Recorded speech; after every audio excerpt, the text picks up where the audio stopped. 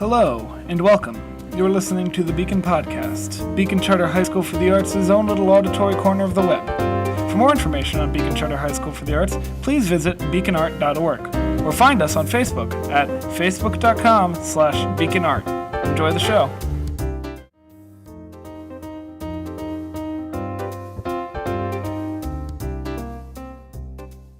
Podcast. This is the visual segment of it, and today we will be reviewing our Artist of the Week, and we chose H.R. Geiger, one of my favorite artists, and you might like him too after you hear this here diddly. So this artist's name is H.R. Geiger. He's from Switzerland. He was actually the art director for the movie Alien. He sadly passed away in 2014, so he will not be continuing his work, but we can still enjoy it for as long as we want to. So basically what he did for the movie Alien ended up becoming, it was his art style in general, and it basically became its own genre. It's kind of like an uncanny little type of thing. He's known for combining human body parts and machinery. And this is very prominent in his most famous painting, which is titled Biomechanical. It's a really pretty painting. You should look at it. So he based Biomechanical off of his muse and lover, Lee Tobler. She was a Swiss stage actress and a model, but everyone knows her as the face in Biomechanical. She was featured in a lot of his works, whether it be her face or her legs. He liked making legs.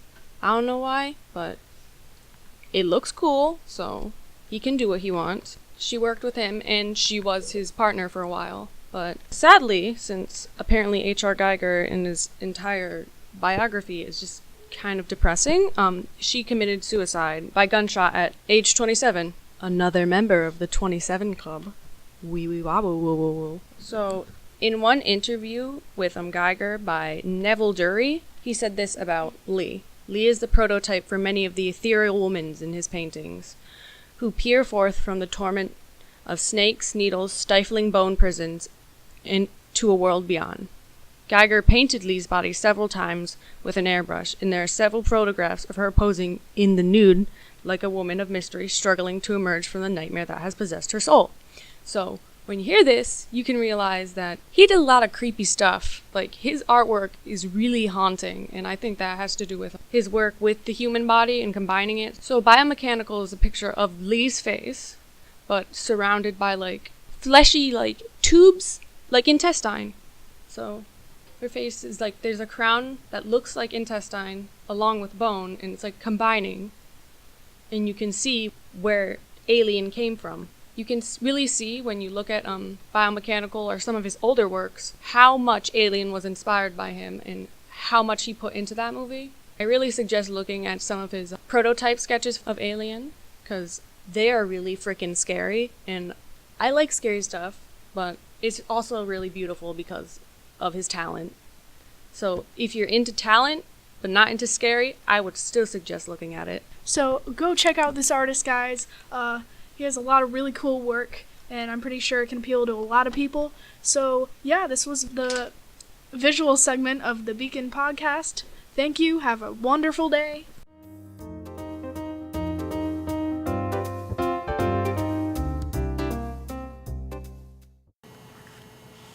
Hello, everybody, and welcome to the Beacon Charter Podcast. This is the host of the culinary section, Jonathan Crawford, and Devin Pagliarini. Hi, everyone. With Rachel and Megan. Hello. Today we are going to talk to them about Sophomore Arts Night. Okay, so I'm going to ask you guys a couple questions. So, in general, how was your overall experience this year, and how did it live or live not to your expectations? It pretty much was what I thought it was going to be. Very stressful, but overall it was a pretty interesting experience. Yeah, I was hoping it was going to be easier than last year. I wasn't quite sure how it was going to go because it can be quite unpredictable, but it worked out in our favor and we did well. Awesome, that's quite interesting. Okay, what about any memorable moments, some negative, some positive? What truly made an impact on you as a whole? There were some very memorable negative moments with the pain in my feet, but some positive ones were when Chef made everyone laugh because she came by and took all the plates and was like, I need to go hide. at the end of everything. Everything gets kind of stressful, and it's all kind of a blur for the most part, but as far as memorable goes, the whole experience is just good to take in, and then with it being stressful, the laughter helps. Do you have any advice for the upcoming Freshman Arts Night? Not to stress out a lot, because stressing out a lot, it doesn't help get things done. It just makes everything worse. So, from my personal experience, take deep breaths and try to not stress as much. And if that doesn't work, you have your group members or other culinary people to help you out. Awesome. And you? Also to keep your grades up, because that showed a lot and people were stressing at the last minute, and as well as being able to get all your work in. What was your greatest challenge in this situation? I am a senior and I have finished my final arts night, and mine was still getting everything in on time. Did you have a similar experience, or was yours something different? Yeah, same. Trying to get everything in on time. But also, we had trouble with making one of our dishes because it didn't come out right at first. But we got it done eventually. So the biggest thing that I found was perseverance is definitely helpful when it comes to arts night, as one of my biggest challenges was also a recipe that failed. We tried 3 different recipes. One was my own, one was chef's, which also did not work, and then we ended up researching for about 40 minutes until we finally found the right one, which in the end turned out good because everything was fabulous. That's great. You persevered. Now, one more question before we let you go here. So, looking back, would you have done anything differently at all, or? Yes, I would have tried to not stress as much, because that definitely did not help my case at all. I also wouldn't stress as much. I'm known for stressing out. I think everyone in my class knows that. And they all did really well trying to calm me down, but I feel like I would like to be a little bit more confident in myself. This is your host, Jonathan Crawford and Devin Paglioni, here with Rachel and Megan about the Sophomore Arts Night. Thank you.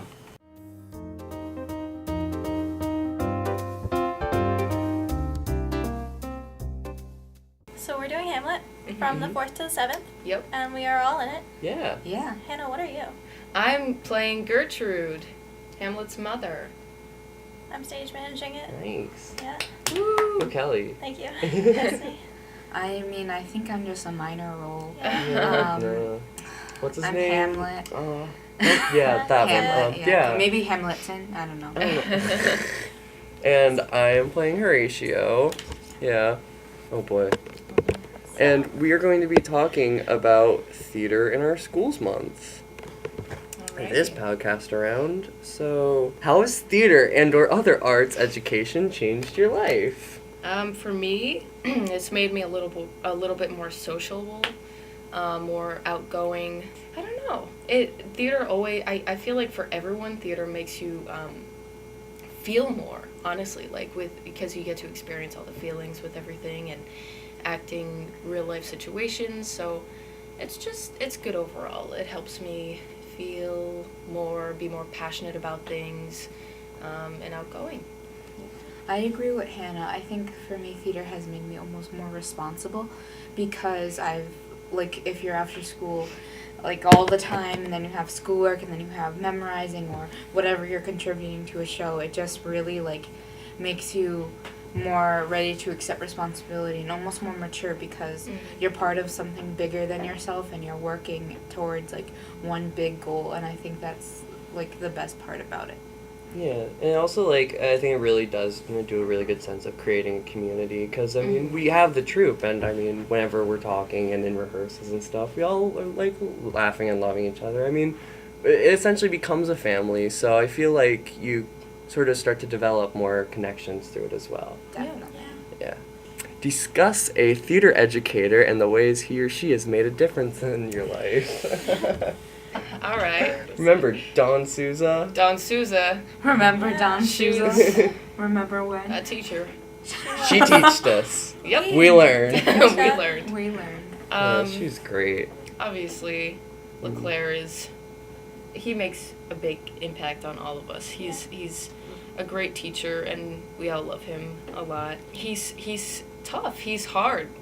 He challenges us like all the time, and I think that's really great. Yeah, it's great. He pulls us out of our comfort zones, which I think is the most important thing. He's not just like, oh, if you're not comfortable with it, don't do it. Yeah. He's like, I know you can do it. So he pushes us to our limits, which is He goes important. out of our way to get to know us. He knows every single person that comes into his theater's strengths and weaknesses and what he can play to it and get them out of their comfort zone. Yeah. Yeah, and he trusts us, and he like knows that we can, if we work hard enough, that we can get to where we need to go, and like he'll never have us like do something that's way too uncomfortable or anything like that.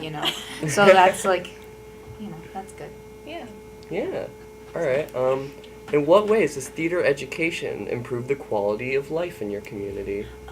I think especially in this school, it gives a lot of people kind of an outlet to express themselves, and the quality of life increases in that aspect. It gets better. It does. Yeah, I think it affects our audience as well. Like especially with stuff like 12 Angry Jurors and stuff that like really like hits you hard. It's cool that we get to do that stuff and like make people think. And it's really. It gets a message out. Yeah. How have you witnessed theater impact the lives of others? Well, I've seen people cry after shows. I know I've cried a lot. I've cried a lot. I think after basically every single show, but let's not talk about that. But I just feel like theater, it provides a medium so people can like forget about their everyday troubles and stuff, and also like just be immersed in like this completely different world where they can get all wrapped up in like the emotions and things like that, and they feel like the ups and downs of each character because they get to see it.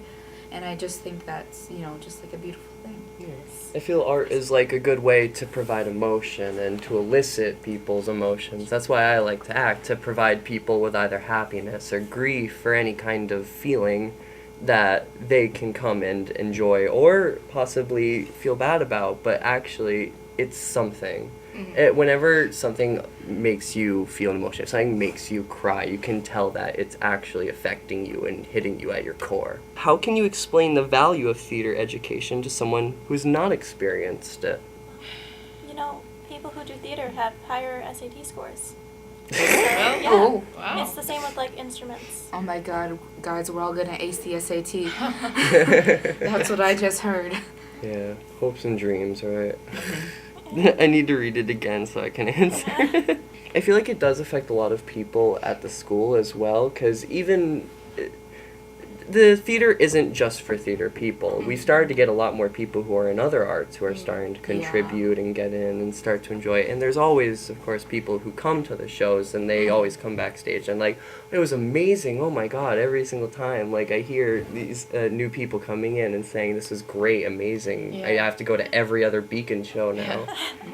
Also, it's fun. Like it's just a fun thing to be able to do. Even if you don't act, you can, like Dylan said, you can cook. Like if we're having a dinner show, you can make the set if you're a visual artist.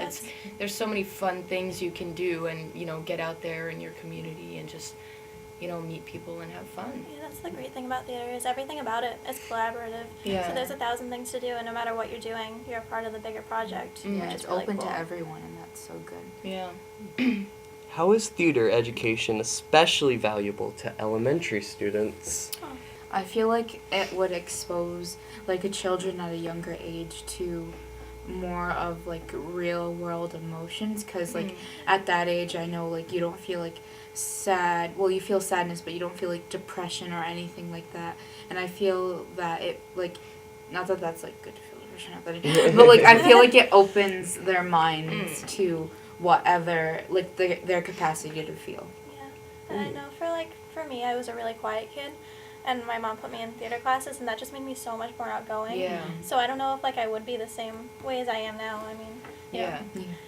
It's just kind It of. definitely helps socially. It really does. Yeah, I definitely think that enlightens them. Like, theater, it does go upon some hard subjects like death and a lot of current political situations, and it's good to be informed. So when real. children are uninformed, it's kind of understandable. So the more you can do to actually inform them and make them realize how like the real world works, I think the better. And theater is a great outlet of doing that. What is your favorite form of artistic expression and why? Like in theater or outside of theater? It just says artistic expression, Well, so express I yourself. like music, Yeah. and I like music and theater. I like musical theater. expressing stuff in that way, I think, is really cool. I agree. Yeah. I love to dance. I can't stop moving a lot of the time. So it's really fun when I get to be in musical theater and I get to learn these dances. So I don't know, express myself, how I feel. I feel happy, so I dance. It's fun. I love reading and language and like conversation. I know that's not exactly art, but I feel like reading is much of an art form, like language and English. And bringing that into theater is great. I love to converse with people and talk to people because it is a thing that we do every day. But I like to try and think of it as something more, getting to know someone. It is, in a sense, an art form because you're learning all about this person. And I feel like art is just something that tends to teach you things. Yeah, I agree with Dylan, but man, I wish I could sing. 'Cause then I could do much more musical theater because I love musicals and I find, like, you know, it's just appealing to burst out into song every time I feel a catharsis. It's good times. Yeah, it's like we could actually have a high school musical. Yeah. Oh my god. What should students and others do to fight budget cuts in their arts department? Well, we've actually done this before. We have, during our advisories, I know last year we were actually fighting against a lot of bills and propositions from the State House that are trying to cut funding for charter schools specifically, not necessarily art schools. But we have, altogether, we've called our representatives, we've sent emails and letters, and we have made an impact. I mean, we have been able to affect those bills, especially going there.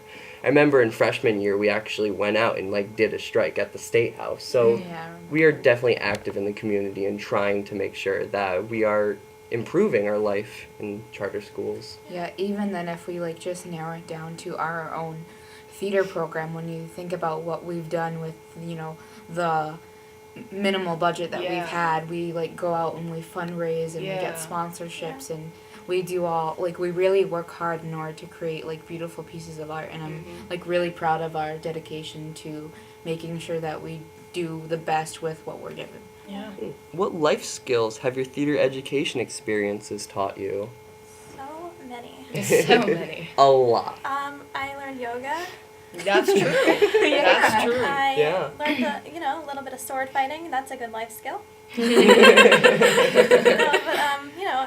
I've learned a lot. I've learned to, talk and communicate with people, which I think is a big part of theater. Because not even just being on stage and, like, practicing projection and diction, which is, like, actually talking, but just the collaboration with everybody else in the theater and talking and communicating in that way has taught me a lot. Because I feel like if you were to go in a workforce or something, like, having those skills would be really important. Yeah, that's what I was going to say. I feel like theater has taught me the most with how to work with people. Yeah. I've learned a lot to push myself out of my comfort zone, like we've said before, because honestly, never in my life, if I didn't do theater here, would I ever slap somebody. Like, I was so afraid to slap you, Destiny, I'm not kidding. It's okay. But, like, we did it, and we're working well on it. Like, it's going well. Yeah. It's crazy. Yeah, I think it definitely opens up your comfort zones and also yourself, because I feel a lot more comfortable with how I am because of theater, because, I mean, I was taught just be yourself and then go and be someone else. Yeah. So it opens you to a lot more. What is your own theater education story? Oh, oh my god. This is Okay. fun. I feel like this one's going to be long. This one is going to be long. It's Is okay. it? We can cut it down. We should go around. Okay, so mine started in 3rd grade when High School Musical came out. That's incredible. And I was inspired because, not just because of all the songs and the dance and Disney movie, but I was like, I want to act on stage. I want to be like Zac Efron. That's cool. Because I've never, like, really been exposed to musicals before that, actually. That was, like, the first moment I really thought, like, I could actually go up on stage and do something like that. And so after that, I was absolutely obsessed. I mean, I had like a Wildcats basketball. I absolutely loved it. And then I started going to theater summer camps. There's one in Lincoln, the traveling theater that I went to for a couple years. And from there, just kind of sprouted into this love, and now I'm here at Beacon, and I've done shows since my sophomore year. Awesome. Yeah, thank you. Oh man. I came into this school and I went into theater. I had no previous experience in theater at all. I was like, oh, theater sounds like fun. So that's what I chose. And I haven't stopped since. Oh man, theater has been a roller coaster for me. I feel like I've done it all. I've teched, I've acted, I've like done everything that I feel like I wanted to try. And I don't know, I feel like almost that I've like I can measure my growth with theater because I've done it since freshman year, and each year is like a different whirlwind of experience. So I just feel like, I don't know, each show has like its own emotional attachment, and then like I've learned something new from every show. I just, like it. It's fun.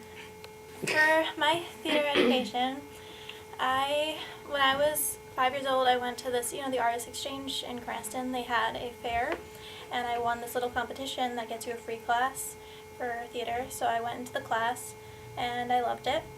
And then I ended up auditioning for Macbeth, which was my first show at Swamp Meadow, which is probably not a great first show for like a 6 or 7 year old, but it was my first show, and I loved that too. I mean, I didn't really understand it, but I got one of those little Shakespeare books for kids that kind of explained everything. I still didn't understand it, but that's okay.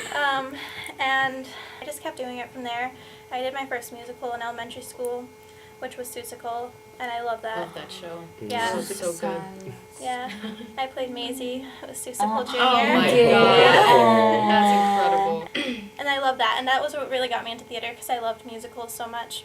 And I ended up doing a couple shows at Stadium and stuff. And then at Stadium, some kids were talking about Beacon. And I thought that sounded so cool that it was like a school where people did theater and stuff. And that was like an actual thing that people did in a class every single day. So I applied and I got in. And now I'm still doing theater. And I hope I'm always doing theater. So that's it. Okay. Aw, that's cute. I didn't start being interested in theater until middle school, and I never even really got into it that much because I didn't really love the teacher, but I started doing Rick's summer camp for theater, performing arts, stuff like that, and that was awesome. It was the best experience ever, and that's what made me really, really love it. And my sister actually went to Beacon for a little bit, and I just thought it was a great idea, and because I just love acting, I love singing, music, anything to do with acting, and yeah, I was lucky to get in. Well, thank you for hearing about our stories and about theater in our school month. Come see Hamlet. Put your stories out. Yeah, put your stories out. Talk about theater. It's Theater in Our Schools month, so get the word out. And have a wonderful day. Yay.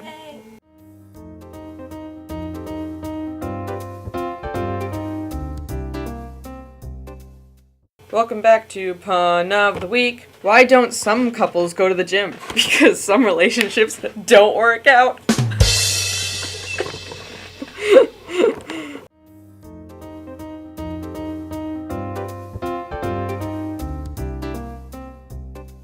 Welcome to the Beacon podcast, Humans of Beacon. I'm Aria Penta. And I'm Michaela. Per the usual. In the background, Devin's around. Yep. And our special guest today is Chef. And so we have some questions for you, Chef, about your art. That's yeah, interesting. Chef. Yeah, say hi. Hi. Good. So our Good one. So our first question for you is, how do you feel when you do your art, or you perform, or you bake or cook? I feel at peace. That's so And beautiful. why is that? Why? Yes. I don't know. I just feel like I'm in my comfort zone.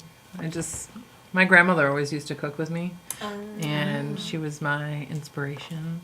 Oh. And I used to actually, when I was a little girl, I used to pretend I was sick because the Food Network was like the new thing. So I would be like, Mom, I don't feel good. So I could stay home and watch the Food Network all day because the rule was like you have to stay in your bed and watch TV. Like you couldn't come out of your room. So I'd watch the Food Network all day. And then I would go to my grandma's on the weekend and we'd cook. Oh my God, that's love I know, I that. never knew that. Yeah. That's beautiful. When did you think about going to Johnson and Wales? When I was 7. Really? What? That's really early. Yeah. Actually. That's crazy. I had like along the way, I had like, things to like change my mind. I like wanted to be a nurse, and then I wanted to be a history teacher, and then I was not one for testing, so yeah. and I was like, yeah, I'm just gonna go with my passion, and I'll do that. What year did you graduate? I got my associates in 2006, and then my bachelor's in 2008. Really? Because my mom graduated from Johnson and Wales in 2008 with her bachelor's. Yeah, she went for culinary first, but then she went for pastry. So. Look at Yeah, that. what a coincidence. So, It's pretty funny.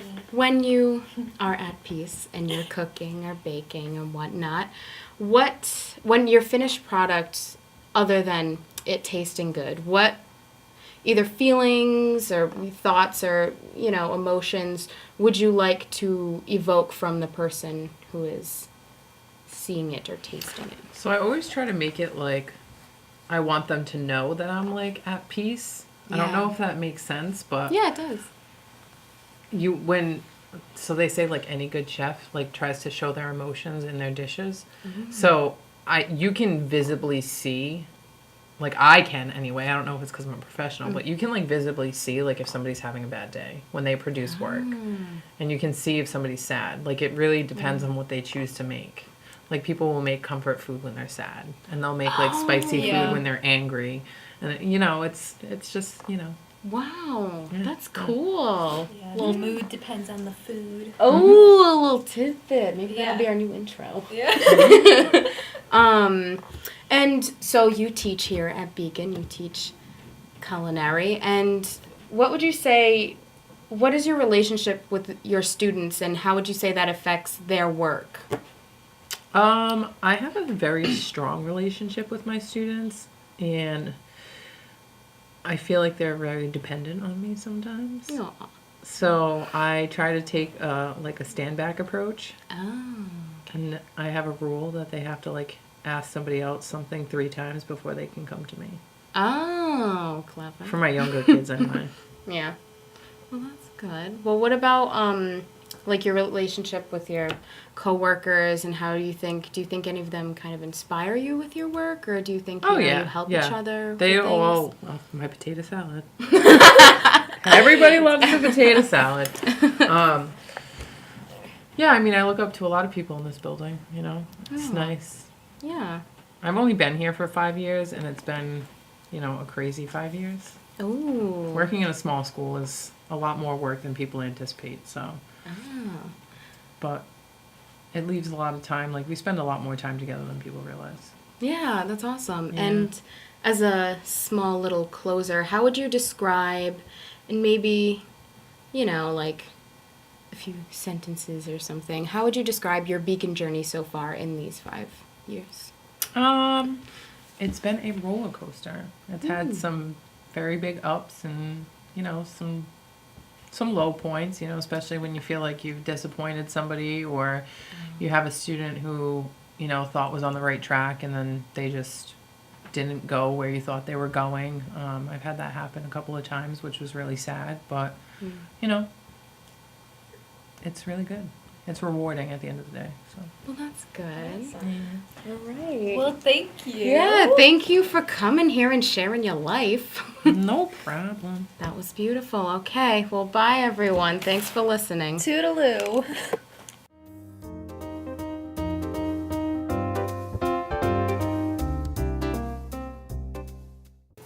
Hello, this is Liam Newberry with the Beacon Podcast, the film segment. Here with me is Chloe Peltier, our resident film expert and lover of the movie Ratatouille that we're going to be reviewing this week. Yeah. So Chloe, tell us, what do you like most about Ratatouille? I really like that it has a rat in it, because I've always really liked rats, and it's about food. Okay. The animation for the food's really good looking. Yeah? Well, Pixar's always done a really good job. They invented they invented a certain style of animation, a technique for computer animation back in the 90s when they made Toy Story that was revolutionary. They used to be, what was it called? Illusionary Light and Sound? Something like that. Yeah. I think it's something like that. But anyway, they were, Pixar is obviously the front runner of computer graphics and animation in terms of movie making. So Ratatouille is one of their not less successful movies, but not one of their better known, I'd say. It was less successful. Not a lot of kids liked it because it's kind of pretentious if you think about it. It's about a rat chef. Yeah. Well, one thing I remember watching this movie as a kid was that I thought it was there was no clear antagonist until the end. Because, the food critic you were led to believe was the antagonist of the film.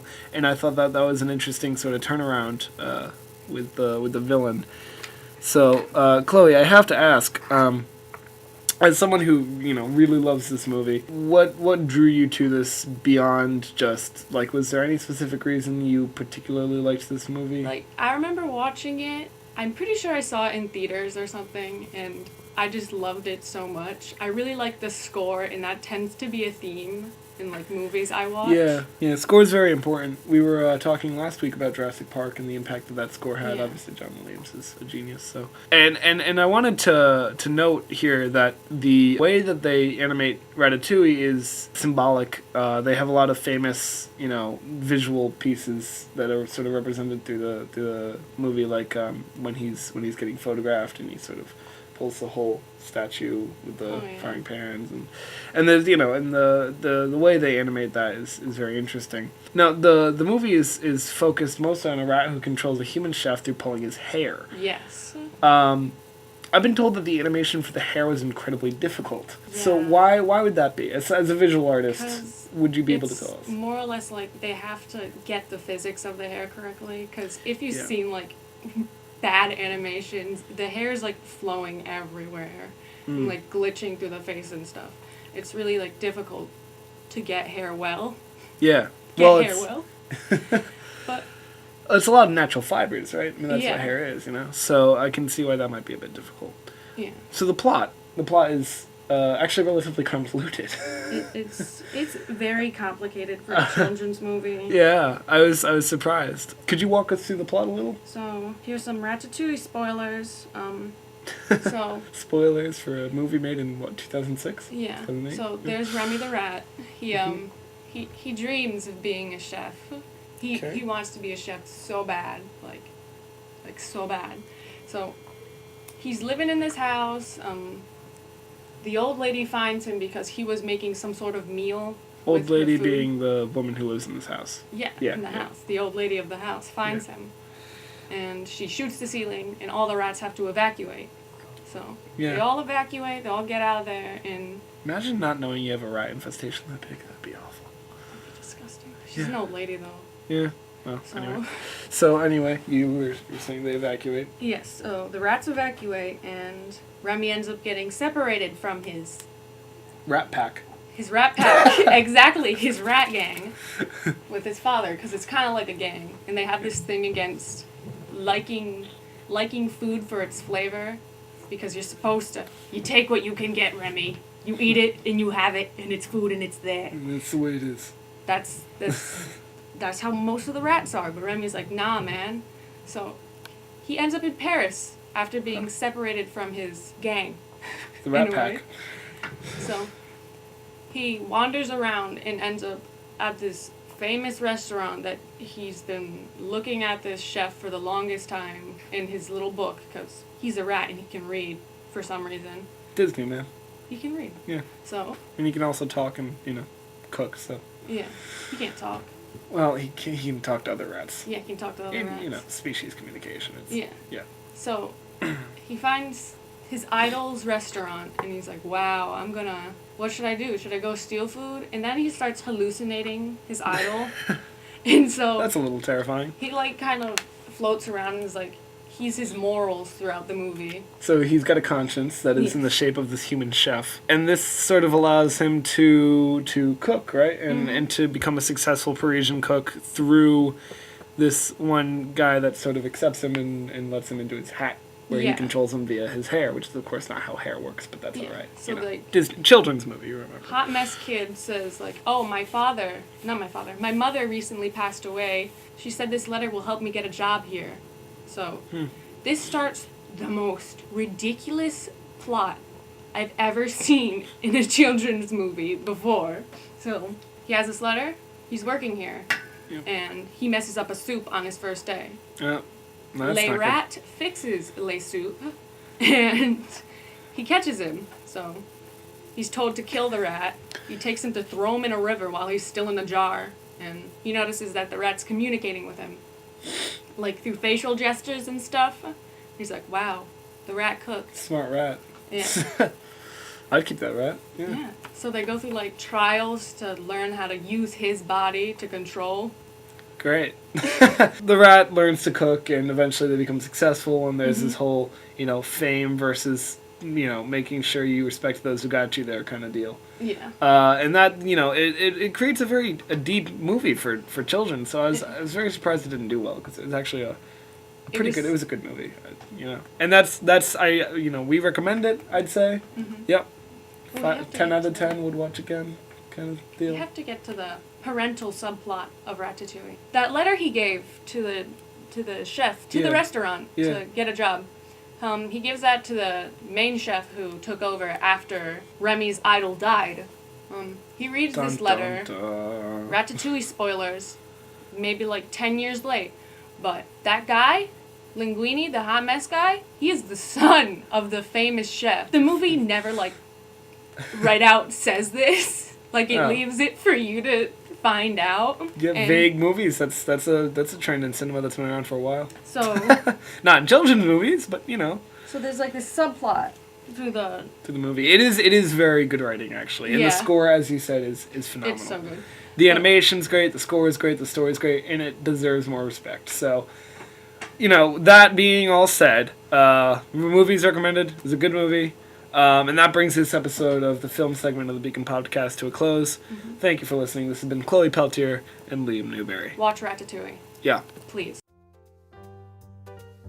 That brings a conclusion to this episode of the Beacon Podcast. This week, in order of appearance, starred Chloe Peltier, Tessa Sundin, Jonathan Crawford, Devin Pagliarini, Rachel Allard, Megan Orlando, Kelly Slater, Destiny Reyes, Dylan McMahon, Hannah Lennox, Jay Simonian, Aria Penta, Michaela Byrne, Chef Jade Ilam, and Liam Newberry. Edited by Chloe Peltier, Tessa Sundin, and Kiara Nichols. Editor-in-Chief, Liam Newberry.